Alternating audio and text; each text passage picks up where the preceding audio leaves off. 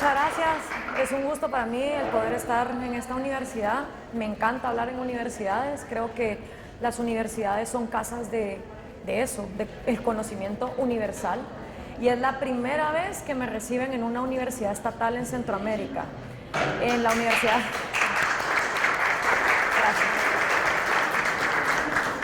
Gracias. Es una oportunidad que la Universidad de San Carlos en mi país, Guatemala, me ha negado 2 veces, una vez amenazándome de apedrearme. La UNED en Nicaragua había accedido a tener una conferencia mía y después de que me interrogaron 40 minutos en el aeropuerto, los estudiantes de la UNED llamaron y amenazaron con morterear la universidad si yo me presentaba. Cuando estuve en El Salvador, la Universidad Estatal tampoco pues se interesó en la conferencia. Entonces realmente agradezco, créanme que para mí es inolvidable y aprecio mucho la oportunidad, porque creo que si en una universidad no se debaten ideas, entonces ¿dónde? Entonces gracias por estar aquí y me gustaría que me levantaran la mano las personas que tienen conocimiento del discurso o la disertación que yo he dado, si han conocido algún video o para saber más o menos qué tanto pueden conocer. Si me levantan la mano para saber. Va, ok, gracias. Bueno, pues espero que esto enriquezca más a las personas que ya han escuchado la disertación, pues poder hacer preguntas que vayan basado en eso. Y aprovechando que todavía tenemos espacio, los invito a que se metan en WhatsApp, en Twitter, en Facebook y le digan a otro amigo, mira, aquí ando, venite. Y a ver si la tecnología nos ayuda a llenar el auditorio antes de que esto acabe y probemos nosotros mismos el poder que tenemos de convencer a alguien más de escuchar ideas. Y siempre me gusta hacer ese experimento, ¿no? Cuando hay espacio en un auditorio, siempre invito a la audiencia, si quieren invitar a alguien más, pues que puedan venir. Miren, la conferencia que yo doy se llama República versus Populismo y es una conferencia que dura aproximadamente 1h30. Y la verdad que en el paso que he tenido por Honduras, he podido conversar con diferentes grupos activistas. Acabo de salir de un conversatorio con el Partido Liberal y con los indignados, los otros indignados, cosa que nunca se había logrado juntar esos 2 grupos y encima les puse cámaras, entonces quedó el conversatorio grabado, ahí lo pueden ver y creo que de eso se trata. Entonces, yo preferiría abrir, ¿verdad?, a ustedes a que me expongan alguna pregunta y por lo tanto solo voy a hacer un pequeño resumen para los que no conocen la disertación sobre los temas que yo trato. Sean bienvenidos a utilizar el hashtag RepBSPop, que significa República versus Populismo. Es un hashtag que en cada conferencia, a cada país que yo voy, utilizo para que las personas puedan compartir lo que les gustó de la conferencia, las ideas que se les quedaron y así yo también poder ir mejorando. Si ustedes se meten a ese hashtag Rep versus Pop, van a ver comentarios de Argentina, de Ecuador, de Chile, de Brasil y van a poder ver cómo Latinoamérica ha recibido este mensaje también. Obviamente pues arranco desde España, porque si estoy dando una conferencia en América Latina tengo que arrancar de un punto común y eso es la conquista española, ¿no? Y a nosotros nos venden, y la mayoría aquí son abogados, ¿verdad? A nosotros nos venden la idea de que España nos trajo el mundo occidental, esa visión judeocristiana y greco-romana de ver la vida para hacer leyes, economía, política y cultura. Sin embargo, el occidentalismo concibe libertad, propiedad privada, individualismo, derechos, y cuando uno ve lo que España nos trajo, nos damos cuenta que de eso hubo muy poco, ¿verdad? No hubo tanta libertad, no hubo derechos individuales, muchas poblaciones, como en el caso de Guatemala, donde el 40% de las personas son indígenas, no tenían derecho a acumular propiedad privada entrado el siglo XX. Entonces, el primer grave error que cometemos es decir que España nos trajo Occidente. Y esta tesis la levanta José Ortega y Gasset en un libro que se llama La España invertebrada, donde él hace un análisis de la España que conquistó América Latina para darse cuenta que España de occidental tenía poco. Era un desastre feudal, donde la violencia y el cuello, decimos en Guatemala, el conecte, el saber quién te puede apalancar para arriba, valían mucho más que tu propio mérito. Tampoco el concepto de propiedad privada, porque la manera en que llegaron aquí los españoles no fue a colonizar, como pasó en Estados Unidos, sino todo se reclamaba ante la corona. Entonces, lo primero que yo digo es, España no nos pudo dar lo que España nunca tuvo. Y por eso el occidentalismo o la visión occidental de ver la vida no permeó. Y eso se ve en nuestras constituciones. Luego hablo de 5 principios de opresión que levanta Álvaro Vargas Llosa en un libro que se llama Rumbo a la Libertad. ¿Por qué la izquierda y por qué el neoliberalismo fracasan en América Latina? Y en este libro Álvaro Vargas Llosa dice que somos víctimas de 5 principios de opresión que nos han mantenido subyugados y que mentalmente nos esclavizan a un caudillo, dictador, mesías o el que se presente. Estos 5 principios de opresión son corporativismo, mercantilismo estatal, privilegio, transferencia de riqueza y ley politizada. Si en algún momento el PowerPoint sirve, me gustaría proyectarles porque creo que la ayuda visual ayuda, pero bueno, para esbozarles rápidamente qué significan estos principios de opresión que han existido en todas las épocas históricas de América Latina, incluso antes de los españoles, porque el otro gran mito que nos cuentan es que las civilizaciones precolombinas, mayas, incas, aztecas, vivían en una especie de kumbaya, tomados de la mano, bailando en paz. Y no hay mentira más grande que esa. Las civilizaciones precolombinas eran esclavistas, eran elitistas, eran oligarcas y tenían diferentes privilegios para diferentes grupos. Entonces la gente ya estaba acostumbrada a ser aplastada. Por eso es que a Hernán Cortés, a Francisco Pizarro, a Pedro Alvarado le fue muy fácil volarle la cabeza a Moctezuma y Atahualpa y ponerse ellos, porque la gente ya estaba acostumbrada a ser mandada. Ahora, el corporativismo no tiene nada que ver con Walmart ni McDonald's, es una visión corporativa que el Estado tiene de la sociedad. Es decir, aquí como individuo no vales, aquí todo es qué gallina puso ese huevo, a qué grupo perteneces, de qué familia sos, qué marca de jeans tenés, qué grupo te avala como persona. Y aprendimos entonces a pelear nuestros derechos como grupo y por eso había gremios. Gremios de comerciantes, gremios de abogados, gremios de doctores, porque aprendimos que como individuo no valemos nada, que todo depende a qué grupo pertenezcamos. Eso es el corporativismo. Luego está el mercantilismo estatal, que mal llamadamente se confunde con capitalismo. ¿Cuántos de ustedes han escuchado que la culpa y la desgracia de todos nuestros problemas habidos y por haber es ese capitalismo salvaje, explotador, inhumano, desgraciado que quiere ver a los pobres sumidos en la pobreza? Yo lo he escuchado 1000 veces. Pero sin embargo, si uno se va a la definición de capitalismo, tanto de Carlos Marx como de Adam Smith y todos los economistas en medio de esos dos, uno se da cuenta que capitalismo significa libre mercado. ¿Libre de qué? Libre de oligopolios, libre de monopolios, libre de privilegios, libre de aranceles, libre de trabas comerciales. Libre de que si yo quiero comerciar con un chino, un libanés o un africano, el gobierno no me lo va a impedir. Libre de vender lo que me dé la gana siempre y cuando haya alguien que esté dispuesto a comprármelo. Pregunto yo, ¿cuándo ha habido libre mercado en América Latina? Así libre, así de que ustedes me digan, mira, yo quiero ir a poner un restaurante en Perú y cuéntenme si no tienen que pagar sobornos, trámites burocráticos, trabas engorrosas. Entonces, lo que realmente hemos tenido en América Latina no ha sido un libre mercado, sino un mercantilismo estatal. Ahí sí, explotador, inhumano, degenerado, abusivo y que quiere ver a los pobres sumidos en la pobreza. ¿Y qué significa mercantilismo estatal? Significa que vos no existís económicamente hasta que el Estado te dé permiso. Y el Estado, bien exclusivo, le da permiso a sus cuates, a sus brothers, al que más bulla haga. Y entonces se nos habla de industrias que deben ser protegidas, solo que en cada país son diferentes. Y entonces nos hablan de que hay que proteger al pobre y para eso vamos a privilegiar a una empresa nacional y resulta que la empresa nacional, el producto que hace le cuesta 3 veces más al pobre de lo que le costaría el producto chino. Sí, pero es que lo que viene de afuera es bien feo. Entonces nos dicen que España nos trajo libre mercado. Esos españoles nos trajeron capitalismo. Sin embargo, España le tenía prohibida la entrada al Nuevo Mundo a todo aquel que fuera gitano, inglés, alemán, francés, japonés, musulmán, protestante. Y todo lo que salía de las Indias entraba a una oficina en Cádiz que se llamaba el Consejo de las Indias, monopolio absoluto. Y desde ese entonces hasta ahora seguimos regulando el comercio. Más de 1 millón de normas, 1 millón de normas, señores abogados, que a ustedes les hubieran tocado leer, fueron decretadas durante los 3 siglos de vida colonial.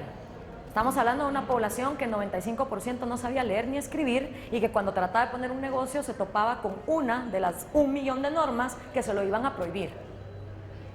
Entonces, si seguimos creyendo que el Estado nos tiene que regular la economía, seguimos viendo que el Estado privilegia a sus brothers, los que sean que estén, los de derecha cuando es de derecha, los de izquierda cuando es de izquierda, los que no tienen ideología, etc. Y el que se sacrifica es el más necesitado.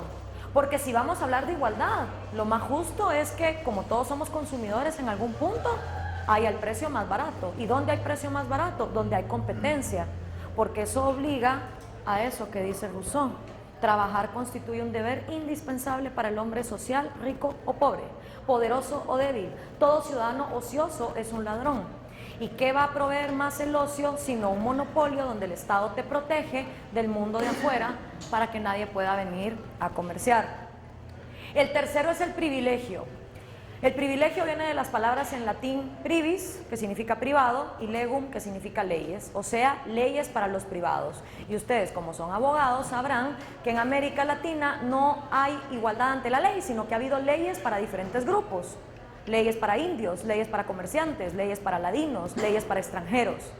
Y en lugar de tener la ley como un instrumento bajo el cual todos vamos a ser iguales ante la ley, tenemos leyes que hacen más iguales a unos que otros, y entonces el noble es diferente del cura, el cura del guerrero, el guerrero del artesano, el artesano del plebeyo y el plebeyo del esclavo. ¿Sí? Y si naciste pobre, te jodiste, porque te legisla una legislación que dice que como sos pobre, te vas a morir pobre. El cuarto es la transferencia de riqueza. En América Latina, cada vez que tenemos un candidato político, aplaudimos como focas cuando nos dice que la riqueza debe transferirse. Y entonces escuchamos a todos los políticos diciendo, la riqueza es un pastel. Y ese pastel por muchos años ha estado dividido en muy pocos pedazos. Y yo, gobernante bueno, arcángel caído del cielo, voy a agarrar el pastel, lo voy a dividir en más pedacitos, a todo el mundo le va a tocar su pedacito y todos vamos a vivir montados en una burbuja, en un unicornio rosa, y todo va a ser perfecto. Y ahí vamos a aplaudir como focas, a que la riqueza se transfiere como que fuera un pastel inamovible, que nunca crece. Ajá. ¿Y será que eso es así? ¿Será que la riqueza se transfiere o será que la riqueza se crea? Pues para responder esta pregunta me voy a remontar a la parte cosmos, Carl Sagan, de esta presentación, y es, pensemos en el planeta Tierra, ¿sí? Esta pelota azul, esa chibola, flotando en el espacio desde hace 4.5 mil millones de años. Y al que le quepa ese número en la cabeza me avisa. Desde ese momento en que la Tierra se crea o surge a la discreción de la creencia de cada quien, la pelota azul tiene más o menos la misma cantidad de minerales, la misma cantidad de agua, la misma cantidad de tierra, la misma cantidad de gases. Las mismas cosas ahí en la pelota azul contenidas. Vinieron los dinosaurios, cae el meteorito, se van los dinosaurios, evolucionan los mamíferos y ¡tarán! Aparecemos la especie humana. A discreción de la creencia de cada quien también, pero aparecemos. Y en el momento en que los humanos empezamos a existir en este mundo, éramos unos pinches cavernícolas, sin rasuradoras, ni desodorante, ni pasta de dientes, mucho menos casa, a duras penas y teníamos cuevas y fuego, y that was it. Y ponernos la piel de un animal encima para que no nos diera frío. Pasan 40.000 años y hoy por hoy tenemos Universidad Nacional de Honduras, países, PowerPoint, electricidad, satélites en el espacio, química, biología, leyes, arquitectura, derecho, teléfonos, satélites dando vueltas en el planeta. Y uno se pregunta, ¿y eso de dónde salió? Si es la misma chibola azul, con las mismas cosas, y lo más lejos que hemos llegado es a la luna. O sea, de afuera no trajimos nada. Bueno, pues todo lo que tenemos surge del único recurso inagotable que existe en este planeta Tierra. La mente humana. La mente humana es la única máquina que por el momento conocemos, puede que haya otras en el espacio, capaz de transformar los recursos que en esa pelota azul han existido por 4.5 mil millones de años y crear algo que antes no existía. Este pequeño aparatito contiene información, materiales como el cobre o el aluminio que han existido durante miles de años, pero tuvo que venir un geniazo como Steve Jobs para decir smartphone, teléfono más internet. O tuvo que venir alguien como Mark Zuckerberg, podrido del aburrimiento en su vida en Harvard, y dice, ¿y si me involucro en esa red social para ir rankeando quiénes son las más guapas de la universidad, quiénes tienen la mejor cintura, las mejores boobies? ¿Qué se iba a imaginar él que esa red social se iba a llamar Facebook y lo iba a volver metamultibillonario antes de los 30 años? O J.K. Rowling, que vivía literalmente del Estado benefactor inglés hasta que un día se sienta en una cafetería y escribe un pequeño libro llamado Harry Potter y hoy por hoy la tipa tiene más plata que la reina de Inglaterra. Entonces, esos por darles algunos ejemplos. Nikola Tesla, los vehículos, cualquier cosa que ustedes se imaginen fue el producto del invento de alguien que fue capaz de decir, esta es la realidad, la voy a transformar. Medicinas, antibióticos, vacunas, cualquier cosa que a ustedes se les ocurra es producto de esa mente que es capaz de ver su realidad y transformarla. Entonces la riqueza se crea con la cabeza. Claro, la cabeza de un niño en desnutrición crónica, que encima la respuesta del gobierno es aventarle una bolsa llena de masa y grasa que no tiene nada de lo que un niño necesita para desarrollar su cerebro, porque ahí no hay proteínas, ahí no hay vegetales, ahí no hay frutas, ahí hay arroz, harina, frijol, aceite, azúcar y si bien te va, incaparina, masa y grasa. Eso no contribuye a sacar a una persona de la desnutrición. Pero cuando una mente está bien nutrida y los derechos fundamentales del hombre son respetados, esa persona puede salir adelante y crear riqueza sin necesidad de que un Mesías le esté controlando la vida, regalándole algo. Sin embargo, cuando los políticos latinoamericanos nos hablan de transferir la riqueza, todos aplaudimos como focas. La última de los síntomas de opresión es la ley politizada. Ustedes que son abogados saben que hay dos vertientes de derecho en el mundo occidental: el common law inglés y el positivismo francés. Las diferencias son un montón y aquí ustedes me darían cátedra a mí, pero hay una en la que quiero hacer énfasis y es cómo la ley del common law y del positivismo francés perciben al juez. Según el common law inglés, el juez es un tipo sensato, inteligente, con criterio, que cuando se le presenta un caso es capaz de venir y discernir un castigo y resarcir a la víctima, ¿sí? Según el positivismo francés, el juez es un pobre tarado que no tiene criterio propio y que lo que tiene que hacer es agarrar la ley y decir amén. Y cada vez que tenga un caso, irse a la ley y seguirla como borreguito. La ley es la ley y la ley no se puede cambiar. Esa noción de la ley es la ley y la ley no se puede cambiar, porque obviamente Latinoamérica está inspirada en el positivismo francés. Esa noción de la ley es la ley y no se puede cambiar fue la misma que ocuparon los nazis en los juicios de Nuremberg cuando dijeron, la ley decía que había que matar judíos, entonces yo cumplí con la ley y los maté. Y así se defendieron. Esa noción de la ley es la que hace que cuando ustedes tengan que ir a sacar un trámite burocrático, después de estar 3 horas haciendo cola, llegan con la señorita, vaya, aquí están los papeles. Ay, qué pena, señor, pero fíjese que esto viene impreso en tinta gris y la ley dice que tiene que ser tinta negra. Señorita, pero igual se lee. Ay, sí, pero es que la ley es la ley y ni modo. Entonces vivimos como borreguitos en lugar de analizar si la ley es realmente lo que nos está volviendo iguales o no. Y entonces, ¿para qué tenemos leyes? Si analizamos la historia de América Latina, corporativismo, mercantilismo estatal, transferencia de riqueza, ley politizada y privilegios, nos damos cuenta que la ley solo ha servido para instrumento donde a unos se les iguala como a otros. Entonces, sí, entra. ¿Ah? Vení, pasa adelante, sentate aquí, mira que hay lugar. Todos te compramos, aquí todos creemos en el libre mercado, vení. Ve, eso es un negociante. Pasa adelante, pasa adelante.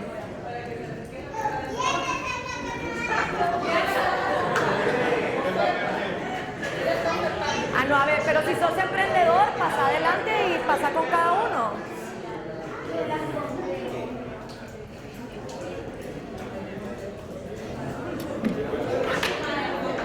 Mi agua. ¿Qué se hizo? Sí, porfa. Bueno, entonces me hacen el favor aquí de comprarle al joven empresario. Como caído del cosmos me viniste, mira. Bueno, entonces... Qué genial. Entonces, ¿para qué está la ley? Eso es lo que les estaba diciendo. Va, pero mira, pequeño empresario, yo tengo que dar clase aquí. Calladito, por favor. Bueno, la cosa es, ¿para qué está la ley entonces? ¿Para qué tener leyes? Bueno, pues porque resulta que cuando los humanos no tenemos leyes, tenemos la mala maña de querernos pasar encima de los derechos de los demás. Pésima costumbre, nos fascina esa vaina. Entonces, sí necesitamos leyes, pero ¿qué tipo de leyes? ¿Cuál va a ser el barómetro? Y aquí le pregunto yo a los abogados, ¿alguno de ustedes ha oído hablar de un legislador que se llamó Frédéric Bastiat? Con un libro bien chiquito que se llama La Ley, si me pueden levantar la mano, los que alguna vez lo hayan leído. Exacto, y créanme que yo estoy convencida que eso no es por casualidad, sí, obvio. Pero, a ver, porque se volvió libertario. Nadie te compró. Pero yo veo un montón de billete ahí. Federico Bastiat fue un legislador francés, cero conocido en Latinoamérica. Más que legislador, era deslegislador. Porque en todo el tiempo que él estuvo en la corte francesa, se encargó de quitar esas leyes que estorban, que le hacen la vida imposible a la gente para hacer las cuestiones más sencillas. Federico Bastiat murió a los 49 años, víctima de una tuberculosis perra, y escribió un pequeño libro, tan corto como su propia vida, que se llama La Ley. A mi juicio, el libro que mejor me ha explicado lo que la ley debe y lo que la ley no debe ser. Y dentro de la definición de Bastiat, él dice, la ley no está para regir nuestras conciencias, para manipular nuestras ideas, para regir nuestras decisiones, nuestros pensamientos, voluntades, deseos o intereses. La ley no está para decirle a los venezolanos cuántos rollos de papel higiénico pueden comprar. La ley no está para decirle a quién sí poder comerciar y a quién no. No. Él dice, la misión de la ley consiste en impedir que en todas esas materias, deseos, voluntades, conciencia, los actos de unos atropellen los derechos de los otros. Bueno, mucho gusto de conocerte. Ahí nos vemos. Adiós. Entonces, vive y deja vivir. No hagas a otros lo que no quieres que te hagan a ti. Se ha dicho en todos los idiomas, en todas las filosofías, y aún así seguimos pensando que la ley está para dar privilegios. Hagamos una ley contra el femicidio. ¿Por qué? Porque matar mujeres es bien feo. A ver, ¿y no la Constitución ya dice que la vida está garantizada y que matar es castigado? Sí, pero matar mujeres es bien feo. Hagamos una ley. Hagamos una ley anti-maras. ¿Y qué hacen las maras? Roban, violan, asesinan. Derecho de la vida, derecho de la propiedad. ¿Acaso esos dos derechos no están ya garantizados por la Constitución, pues? Sí, pero es que las maras son bien feas. Hagamos una ley. Y entonces tenemos aparatos burocráticos de 70 y pico de leyes, 70,000 leyes en Guatemala, 70,000 leyes en una población donde 14 de cada 100 no saben leer ni escribir, y ahí vamos a tener 70,000 leyes. ¿Quién en su sano juicio va a atorarse 70,000 leyes en los días de su vida? Nadie. Somos gobernados por sistemas que no conocemos y que no nos vamos a sentar a leer, mucho menos los jóvenes. Porque los jóvenes a duras penas y le ponen atención a 140 caracteres en Twitter. Y si hay bulla afuera, se le fue el pájaro hace 5 minutos. Y pretendemos que esa juventud que a duras penas le pone coco a 140 caracteres en Twitter se interese por la política. Cuando la cosa más aburrida que hay, y perdónenme que se los diga porque yo sé que esto ofende su carrera, pero no hay cosa más aburrida que leer una ley latinoamericana. Considerando en el día de nuestro Señor, mientras los pajaritos cantaban y las aves volaban, vamos a legislar que de ahora en adelante un mazacote de este pelo, con un lenguaje barroco obsoleto, que como dice Pia Mancini, somos gobernados por un sistema que se fundó hace 2000 años, con un lenguaje de hace 200 y con una tecnología, la imprenta, que ya tiene casi 5 siglos. Entonces, luego nos preguntamos que por qué los jóvenes les da asco y les da alergia y les da apatía a la política. Porque se la presentamos en un paquete que no les gusta y no les interesa. Entonces tenemos dos opciones: o nos obsesionamos con que los jóvenes se van a interesar, o les empezamos a hablar en un lenguaje que sí les sea atractivo y empezamos a simplificar las cosas, porque ser legislador también es tirar a la basura todas esas leyes que nos hacen la vida imposible. Esos 5 principios de opresión, esto no sé por qué no me está funcionando, fíjate. Estos 5 principios de opresión resisten hasta el siglo XX. El siglo XX fue llamado el siglo del pueblo, por el pueblo y para el pueblo será libre. Y el pueblo arrancó en 1910 con una revolución mexicana. En 1930 se funda el APRA en Perú. En 1959, 2 peludos inspirados por la Unión Soviética entran a Cuba y fundan el comunismo, que luego inspira a todas las guerrillas centroamericanas. Luego viene el socialismo del siglo XXI y termina el siglo XX del pueblo, por el pueblo y para el pueblo, y el pueblo sigue jodido, desnutrido, pobre y miserable. Y uno se pregunta, ¿y qué pasó en el siglo del pueblo? Pues lo mismo, que tanto izquierda como derecha, como los que no tienen ideología, cuando llegan al botín, se lo roban. ¿Alguna vez han leído Rebelión en la Granja de George Orwell? Va, los cerdos. Ningún animal de ahora en adelante podrá utilizar ropa de hombre. Ningún animal caminará en 2 patas. Y a las 2 semanas se para una oveja y dice, ahí dice, ningún animal va a caminar en 2 patas excepto los cerdos. Ningún animal va a usar la cama de los humanos excepto los cerdos. Y eso es lo que nos para pasando, porque discúlpenme, pero las élites burguesas que se formaron en los años 90, producto del consenso de Washington, que dice que nos iba a traer libre mercado, no fue más que privatizar todo lo que había nacionalizado: aerolíneas, ferrovías, telefonías, correos. Pero eso sí, se lo das en concesión monopólica y oligopólica a tu brother, al amigo del partido, al compañero de la escuela, ¿sí? Entonces en Latinoamérica se privatizó todo en los años 90, pero se liberó. Dejamos que vinieran de otros países a competir. ¿Volvimos accionistas a los trabajadores de esa empresa? No. Pero en la mente del latinoamericano, que su historia lo atropella antes que él siquiera pueda procesarla, el capitalismo es una mierda. El libre mercado es un fracaso. Y entonces en 1998, luego de la caída del muro de Berlín y el fracaso del neoliberalismo imperial, se levanta Hugo Chávez y dice: el capitalismo imperialista salvaje no es el camino es el socialismo del siglo XXI. Yo me imagino que ese día Fidel Castro ha de haber salido de la refrigeradora donde lo tienen metido en La Habana, Cuba, y haber dicho: coño chico, menos mal, alguien a quien entregarle la estafeta de las Olimpiadas de la miseria comunista, por fin. Y le pasa la estafeta de las Olimpiadas comunistas a Chávez. Y entonces Mama Soviet, que ya había sucumbido en el 89, que había dejado a Cuba huérfana de dinerico, se va para Venezuela con el dinero del petróleo. Y como el petróleo ya está cayendo, hablemos con las FARC para que ahora la coca nos financie el proyecto socialista, ¿va? Entonces, ¿qué hace la derecha? La derecha, que de libre mercado, sí, libre mercado, pero mi empresa me la protege, ¿vea? Porque hablemos de otra cosa.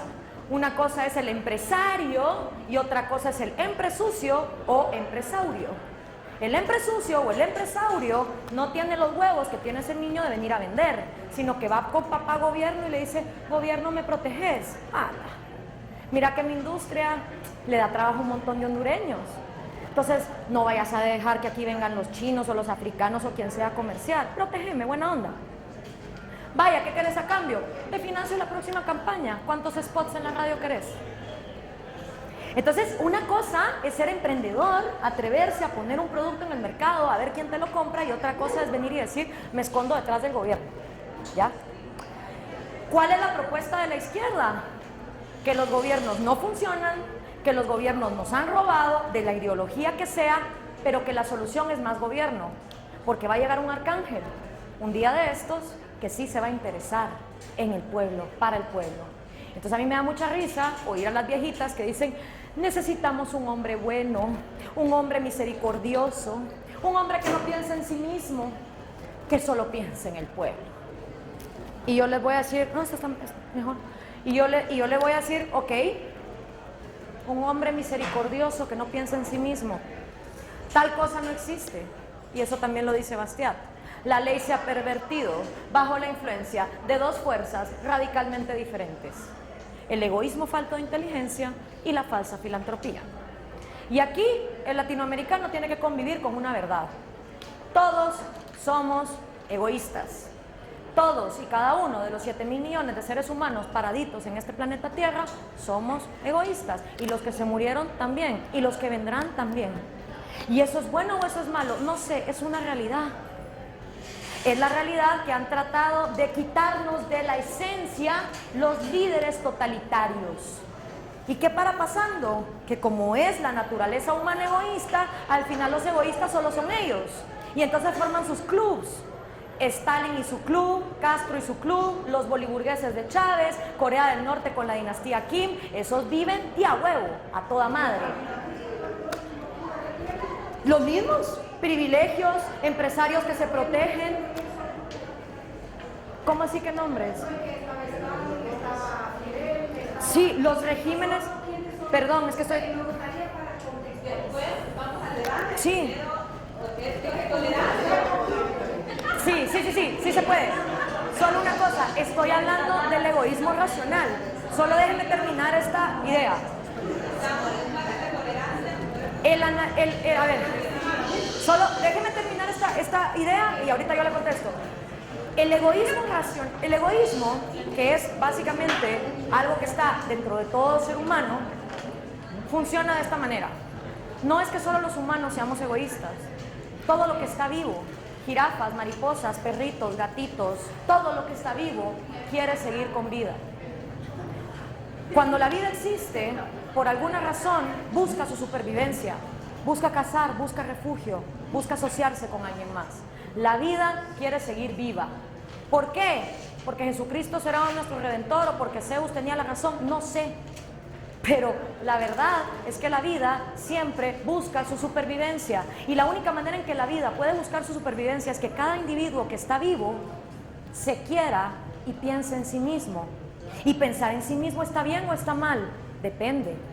Porque vos podés ser egoísta racional o podés ser egoísta falto de inteligencia. La diferencia es bien básica. El egoísta racional entiende que su vida, su propiedad y su libertad tienen derecho a existir igualito como la vida, la libertad y la propiedad del resto de 7.000 millones de mortales.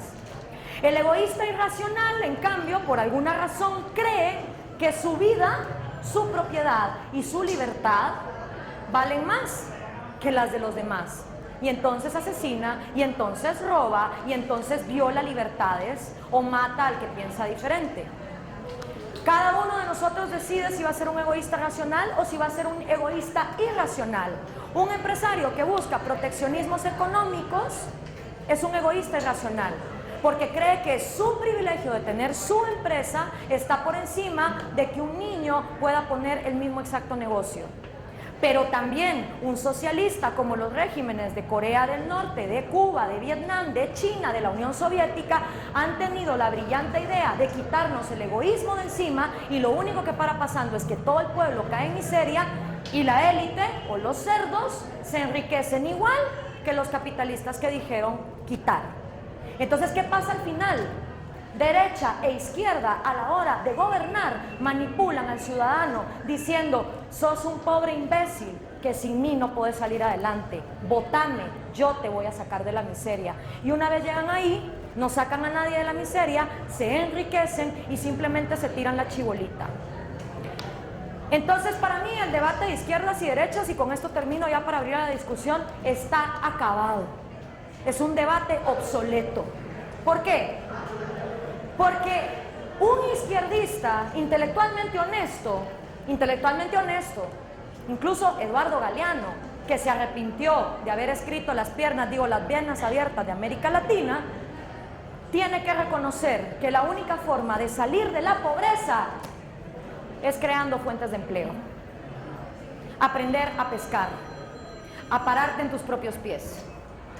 Pero un derechista en el siglo XXI tiene que entender, ya va siendo hora, que la derecha no es la autoridad moral del universo, y que si la gente quiere ser homosexual y fumar marihuana tiene el derecho de hacerlo. Entonces, para mí, izquierda y derecha es un debate acabado, porque vos como joven tenés dos opciones. A ver, si me gusta el mercado, si soy amante de la tecnología, si me gustan los negocios, si soy emprendedor, soy de derecha. Y entonces, a huevo, me tengo que creer un conservadurismo moral que me dice que los homosexuales son una aberración, que el aborto debe ser ilegal, que la legalización de las drogas es una aberración y que no tener religión es bien feo. Pero si a mí lo que me gusta es la pachamama, fumar marihuana, escuchar rock and roll, ¿verdad? Y decir todos somos iguales, brother, me tengo que calar que la izquierda me diga que la economía la controla un señor padre. Porque la izquierda es muy buena para rebelarse de todo, menos de quitarle el poder económico al Estado. Entonces dice uno, bueno, y no hay una opción donde yo pueda agarrar la libertad económica de la derecha, mandar al carajo el conservadurismo moral, agarrar la libertad social de la izquierda y mandar al carajo el proteccionismo estatal económico. Sí lo hay. Se llama libertarianismo. Y es una filosofía que cree que el gobierno está para dos cosas: dar seguridad y justicia. Y sobre todo proteger tres derechos: vida, libertad y propiedad. De lo demás se encarga el individuo. ¿Cómo? Parándose en sus propios pies. Y vas a confiar en que el individuo pueda hacer eso si el pobre es un imbécil. Ah, perdón, ¿y el burócrata qué es? ¿Un arcángel caído del cielo? No, señores. La verdad de las verdades es que toda América Latina salió este año a manifestar y a protestar en las calles. Ya no aguanto la corrupción del gobierno, estamos indignados, hartos, los hospitales, la educación. A ver, y si los hospitales y la educación están en pedazos y te estás dando cuenta que el gobierno te quiere ignorante y enfermo, ¿por qué seguís confiando en que el gobierno algún día va a tener arcángeles caídos del cielo que les vas a importar un carajo? ¿Por qué no mejor agarrás la educación y te educas por tus propios medios, utilizando la tecnología y aprovechando que desde que somos cavernícolas, esta es la primera generación viva en la humanidad que tiene todo el conocimiento en la palma de su mano? Sí, pero no todos tienen internet. Sí, pero tampoco todos los que tienen internet lo usan para algo productivo, o para educarse, o para hacer algo por su país. Entonces, a mayor populismo y a mayor manipulación y a más chorros le dejemos al gobierno, el gobierno más nos va a robar, más va a abusar. George Orwell, Rebelión en la Granja. Vamos a seguir esperando a ese mesiánico, carismático y arcángel.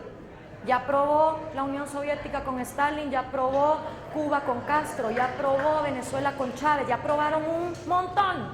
Pero si quieren seguir en ese proyecto, denle, que la libertad es para eso. Eso sí, recuerden lo siguiente: en un sistema de libre mercado, si hay 10 hippies que se quieren ir a vivir y a nunca más tocar el dinero y a no tener propiedad privada y vivir de su composta y su agricultura, ¡virgo!, lo pueden hacer. Vayan a ver ustedes en qué régimen del socialismo del siglo XXI un grupo puede montar una zona franca de libre comercio. Y luego pregúntense. No, por supuesto que no.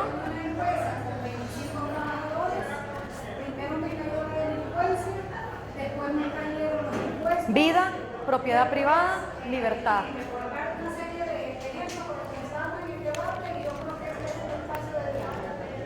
Entonces, cuando hablamos, yo soy castellano. Pero yo no lo voy a ver ni desde la señora que viene de la izquierda ni de la señora que viene de la derecha. Lo hablo de mi posición de ciudadana que vive todos los días. Tengo 55 años, que me toca pelearme con la violencia del país, con la corrupción del país, con todo lo que tiene que ver con la desconstrucción ciudadana.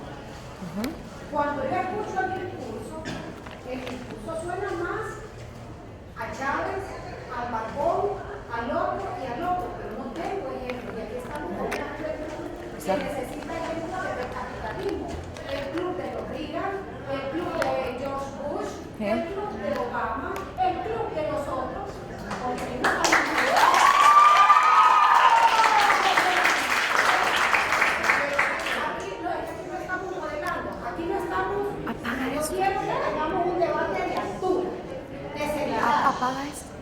Aquí no estamos en posiciones, yo no estoy defendiendo ni al fulano que lo sacaron con un golpe de Estado, ni al fulano que está ahorita y no puede gobernar, porque no puedo caminar, porque mis hijos me dan miedo que salgan hasta las 8 de la noche. Si quiere abortar, que aborte la muchacha si quiere. Si usted quiere tener 10 hijos, téngalo si quiere. No es ese el tema de discusión. El tema de discusión en este momento es ustedes jóvenes, ¿hacia qué tipo de construcción ciudadana?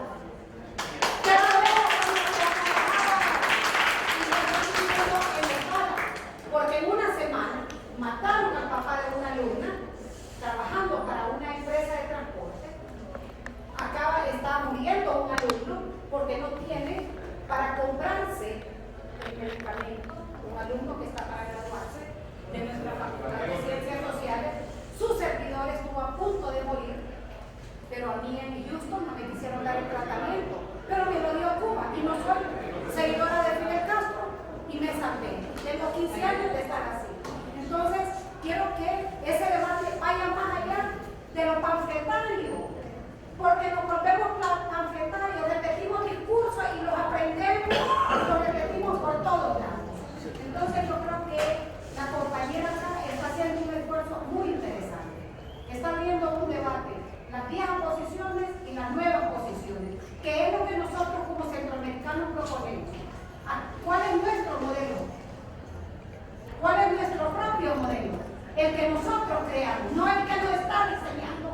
Alguien debería saber qué trinchera, porque le interesa estar repitiendo y hacer que ustedes como jóvenes repitan discursos prefabricados. Con eso termino. Gracias y disculpen. Gracias.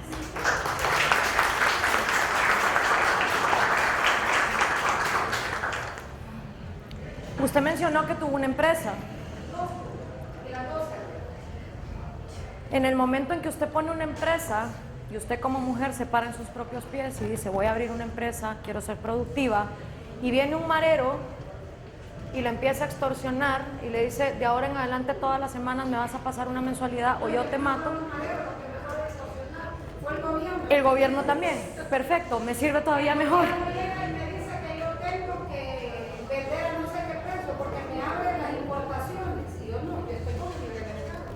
Pero tenemos que competir.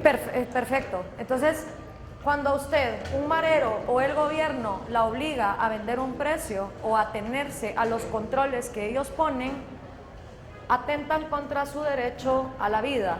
El marero porque la está extorsionando y el gobierno contra su propiedad privada. Y aquí quiero hacer una aclaración. Yo sé que cuando pensamos en propiedad privada pensamos en Ferraris, yates, casas, iPhones, pero las primeras dos propiedades privadas con las que nosotros nacemos son nuestro cuerpo y nuestra mente. Piénsenlo. Si nosotros naciéramos sin cuerpo... Es propiedad personal. Usted confunde lo que es propiedad privada con propiedad personal. Cosifica al ser humano. No debe cosificar al ser humano. El ser humano es ser. Y por lo tanto, Yo no soy propiedad privada, tengo una propiedad personal que es mi cuerpo. La propiedad privada son los medios de producción, señorita. No son los seres humanos. Los seres humanos no somos cosas, somos seres humanos. Totalmente de acuerdo.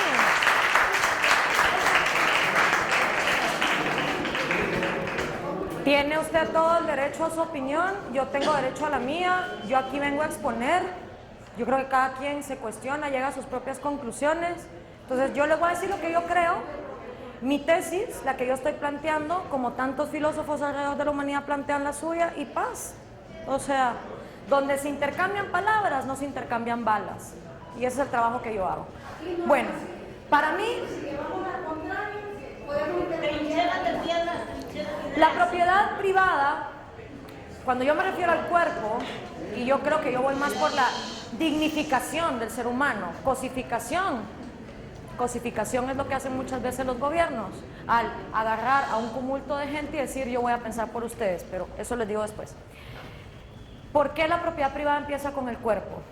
Piénsenlo, medítenlo, analícenlo, cuestiónenlo y niéguenlo, y para eso se los estoy diciendo. Si nosotros naciéramos sin cuerpo, ¿sí? Seríamos una plastamorfa que se mueve por los suelos como una plasticina que no tiene ton ni son. Gracias a nuestro cuerpo, nosotros poseemos ojos para observar la realidad, poseemos boca para expresar la realidad, poseemos oídos para escuchar lo que otros tienen que decir de esa realidad. Poseemos manos para manipular esos recursos que han existido en la chibola azul desde hace tantos años y crear cosas nuevas. Poseemos pies para caminar en esta realidad. Nuestro cuerpo es nuestra propiedad porque nosotros decidimos lo que le hacemos. Nosotros decidimos si lo engordamos, si lo adelgazamos, si lo emborrachamos, si le metemos droga, comida chatarra, comida nutritiva, si le ponemos un tatuaje. Es nuestro cuerpo y es nuestra primera propiedad y nos sirve junto con la segunda propiedad privada con la cual también nacemos, y el único lugar donde somos 100% libres el 100% del tiempo, nuestra mente. Nuestra mente es como un software de una computadora. El día que nacemos, esa mente hace pling, welcome, y se prende. Y desde el día que nacemos, nuestra mente va absorbiendo recuerdos, historias, caricias, palabras, divorcios, muertes, peleas, reconciliaciones, libros, películas, sentimientos. Y el día que morimos, esa mente hace shutdown y se apaga. Cada uno en su software mental decide con qué libros lo nutre, con qué programas lo envenena, con qué conversaciones lo hace más atractivo. Y para mí, el decir que nuestras primeras dos propiedades privadas son nuestro cuerpo y nuestra mente, concibe la razón fundamental por la que este continente tiene a sus niños desnutridos y lavados del cerebro con doctrinas racistas, religiosas, intolerantes, y que hacen ver al otro, que también es ser humano, porque abajo de la piel todos somos de color rojo, como el enemigo. Por una simple y sencilla razón: naciste geográficamente en un lugar y solo ese lugar te tiene que importar. Sos hondureño que andas hablando de México, no te metas. Y esa mentalidad nos lleva a creer que solo nuestro pedazo de tierra en el mundo nos corresponde y nos tiene que importar, y nos excluye de aprender de los chinos, los romanos, los japoneses, los australianos, los bárbaros, los dictadores de otros lados, para llegar a nuestras propias conclusiones. Y por último, nuestra libertad, porque la libertad se requiere para poder hacer nuestro propio proyecto de vida. Y si vos querés vivir como hippie y no volver a tocar el dinero, dale, hacelo, pero eso sí, no pretendas que alguien más te pague las cuentas, punto. Entonces, la cosa está, ahorita te doy la palabra, en lo siguiente: estos tres derechos existen en cada uno de nosotros, ningún papi gobierno nos los tiene que dar, ya nacemos con ellos. La diferencia con los otros derechos, que yo más bien llamo necesidades, salud, educación, vestimenta, internet, juguetes y todo lo que quieran, es que esas cosas no crecen en los árboles. Los hospitales no crecen en los árboles, alguien los tiene que construir. Y durante milenios La humanidad creyó que la mejor manera de hacer que la gente produciera era esclavizándola. Claro, pongámosle una cadena, démosle un par de azotes y el esclavito que construya. Luego nos dimos cuenta que eso de esclavizar gente no solo era cruel e inhumano, sino que era bastante caro. Y entonces empezamos a pagar con dinero. ¿Y el dinero es perfecto? No, porque el humano no es perfecto. Y el humano decide lo que hace con él. Pero si una verdad tiene el dinero, es que el dinero emancipa. A vos te dan tu cheque y vos decidís lo que haces con él. Si te emborrachás, si te vas donde las strippers, si lo metes en un casino, si le regalas algo a tu mamá, si lo metes debajo del colchón, es tu problema. ¿Y es perfecto? No, no es perfecto, pero alguien tiene otra mejor manera de intercambiar bienes y servicios que no sabemos producir, que no sea la esclavitud o el dinero. Preséntela y gánese un premio Nobel, bienvenidos sean. El problema con los otros derechos, que no sean estos tres, es que alguien tiene que pagar por ellos. Y con esto ya me callo y ya les doy la palabra. Si yo divido esta clase en 3 bloques, este bloque pide salud, este bloque pide educación y este bloque pide vivienda. Y yo, gobernante, bueno, como esta gente quiere salud, de ahora en adelante todos los demás me van a dar un poquito de su propiedad privada, porque claro, yo necesito plata. Encima yo, gobernante, no produzco nada. Yo vivo del dinero que los demás me dan. Para pagar los hospitales, ambulancias, secretarias, teléfonos, enfermeras, medicinas que un hospital necesita. Ajá. ¿Y no pasan ellos entonces a ser ciudadanos VIP, first class, y todos ustedes pasan a ser ciudadanos de segunda? Bueno, entonces hagámoslo al revés. Ustedes quieren educación, los de en medio. Entonces los de los costados me van a dar un poquito de su propiedad privada y le vamos a dar educación a los del medio. Tengo que pagar pupitres, maestros, proyectores, etcétera. Ajá. ¿Y no pasan ellos a ser entonces los ciudadanos VIP y ustedes pasan a ser de segunda categoría? Intentémoslo con la vivienda. Y pasa lo mismo. Entonces, señores abogados, si queremos igualdad ante la ley, díganme ustedes, ¿a quién pongo primero? ¿Qué vale más? ¿El derecho de educación de ustedes, el de salud de ustedes, el de vestimenta de ustedes? ¿Y quién lo tiene que pagar? ¿Y quién hace esa lista? Porque ningún socialista ha sido capaz de mandar a la casa de cada quien una lista que diga, de ahora en adelante, los VIP son estos, con nombre y con número de identificación, y los que se joden pagando lo de los VIP serán estos. Al menos así, cada quien sabría de qué lado está y lo que le toca. Pero no, cuando el populista habla de pueblo, a huevo pueblo somos todos. ¿Quién quiere estar en el shit list del antipueblo? Nadie. Y yo pregunto, ¿quién es pueblo? ¿Qué come pueblo? ¿Dónde vive pueblo? ¿A qué huele pueblo? Porque a mí me encantaría ir a la casa de pueblo un día y tocarle la puerta. Buenas, ¿estará pueblo? Y que saliera pueblo, así guapísimo, pluricultural y multiétnico el cabrón. Y yo decirle, pueblo, estoy bien confundida, brother. Todo el mundo habla en tu nombre. Celaya hablaba en tu nombre, Orlando habla en tu nombre, Cristina Kirchner habla en tu nombre, Dilma Rousseff habla en tu nombre, Evo Morales hablaba en tu nombre, Adolfo Hitler habló en tu nombre, Julio César hablaba en tu nombre, Fidel Castro, Bush, los que usted quiera.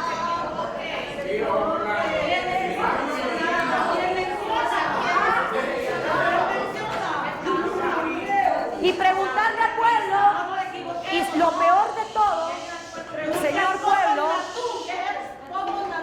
es que cada... La casa del pueblo de los mayas.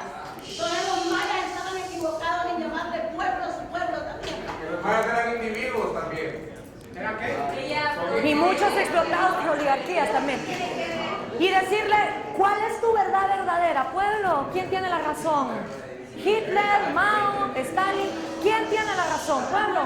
Porque encima, ahorita voy, con esto termino. Todo el mundo habla, permítame un segundito, ahorita termino. Todo el mundo habla en nombre del pueblo y todo el mundo dice que pueblo quiere X o Y cosa y encima todos se contradicen. ¿Por qué? Una cosa es lo que dice Mao del pueblo, otra cosa es lo que dice Zelaya del pueblo, una cosa es lo que dice Bush, otra cosa es lo que decía Chávez. Entonces llegar y preguntarle a pueblo, ¿cuál es tu verdad verdadera, pueblo? Pero no, ¿verdad? Pueblo no existe, pueblo no respira, pueblo no pasa hambre, pueblo no piensa, pueblo no tiene hijos, pueblo es una palabrota con la que la humanidad concibe que vivimos en colectividad, eso sí. Pero lo que habemos en esta vida, señores y señoras, somos individuos. software mentales, con cuerpos físicos y con 3 derechos fundamentales: vida, libertad y propiedad. Y es la harta obligación del gobierno respetar la minoría más pequeña que hay, que es todos y cada uno de ustedes. Y si puedo terminar para explicarles lo último, es lo siguiente: tenemos en América Latina dictadores de izquierda, de derecha, los que ustedes quieran, jugando a ser Santa Claus con el dinero ajeno en nombre del famoso pueblo. Y en nombre de ese pueblo se está atacando a la minoría más pequeña que hay, que es el individuo. ¿Y cómo les puedo decir yo que todos somos minoría? Con este cubo. Es el cubo de la República, inspirado en el Rubik cubo. Sexualidad, creencia religiosa, música favorita, ideología y continente donde naciste. Y podría tener 200 categorías. Si cada uno de ustedes ubica en cada categoría su preferencia personal, lo que va a tener al final es una línea de colores, única, indivisible, su ADN individualista. Y ahí nos damos cuenta que todos somos minoría por algo. Porque nos gusta el reggaetón, o porque somos ateos, o porque tenemos un tatuaje, o porque somos pelones, o porque nacimos en un lugar, o porque nacimos en otro. A la larga, todos somos minoría por algo. Con lo cual, es un absurdo y una aberración que los gobiernos latinoamericanos, en nombre del pueblo, jodan al individuo. Con eso me callo. Muchas gracias.